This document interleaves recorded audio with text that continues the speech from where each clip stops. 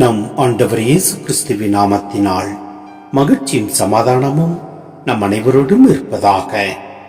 1 தீமோத்தேயு 6:6-12 முடிய.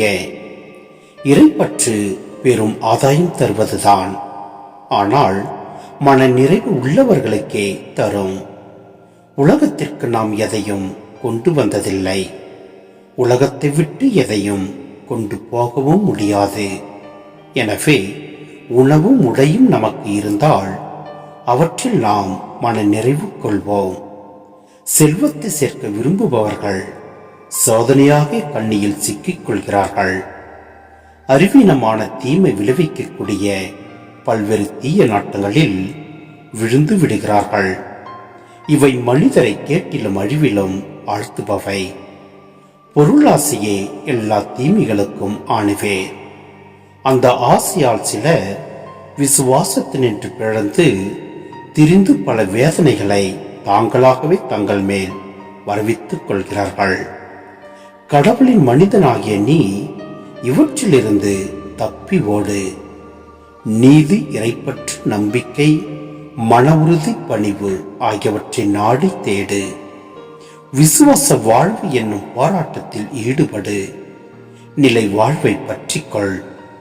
அதற்காகவே அழைக்கப்பட்டிருக்கிறாய்.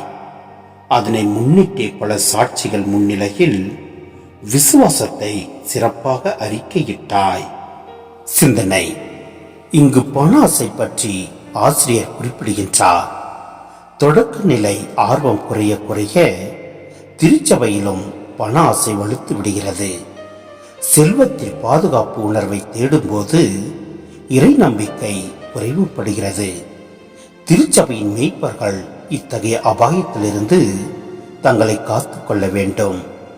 பணத்தை பெருக்குவதே குறிக்கோளானால் எவ்வாறு கடவுளின் கருவியாக, கிறிஸ்துவின் சாட்சியாக செயல்பட முடியும்? ஆம், ஆசையே துன்பத்திற்கு காரணம். ஆசையை ஒழித்தால் துன்பமின்றி வாழலாம்.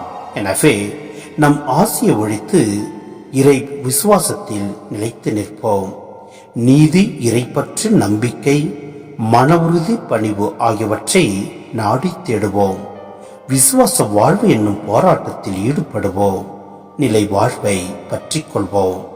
எல்லாம் அல்ல இறைவன் நம்மை நிறைவாய் ஆசீர்வதிப்பார். ஆமேன்.